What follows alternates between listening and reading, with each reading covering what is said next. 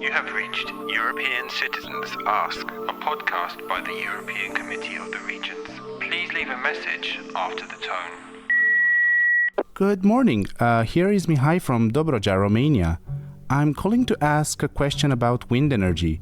In my region, there were a lot of investments in wind farms in recent years, and I hear new projects are still to come. You know, it is a very windy region here.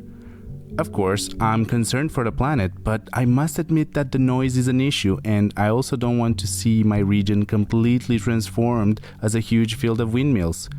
As for the sound, it is always there, even at night, and it is an inconvenience for animals as well, not just for humans. What could be done to reduce this noise pollution and also in general to make sure that the wind energy is produced in a way that we can live with? Hello, Mihai. It's a very interesting question because if you look to the targets that we have here in Europe and if you look to the Green Deal and the Fit for 55, we have to do something. That's for clear, and that's also what you mentioned in your question. The question is how we can do it. And for example, wind is one of the possible solutions and can be in one region be more developed than in other regions. You have to be very careful that in the permits that you want to give to these wind turbine developers, that you have some restrictions. For example, the level of the noise.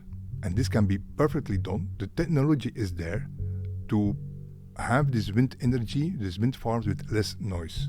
You can also demand that, for example, if you want to have more support of your citizens, which is always very important, that, for example, a part of your developed wind energy can be in a cooperative so that people can also share the benefits of the wind energy.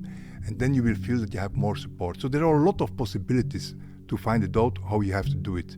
You have to involve your people and find solutions. And if you can find solutions, maybe then you have less windmills, maybe, but then at least all the windmills which are installed are supported by everyone. And that's the way we have to go. And biodiversity is also a very huge topic because, for example, if you have a too high level of sound, this can disturb your biodiversity. And that's why I'm saying use the newest technologies which exist already for also to protect this biodiversity.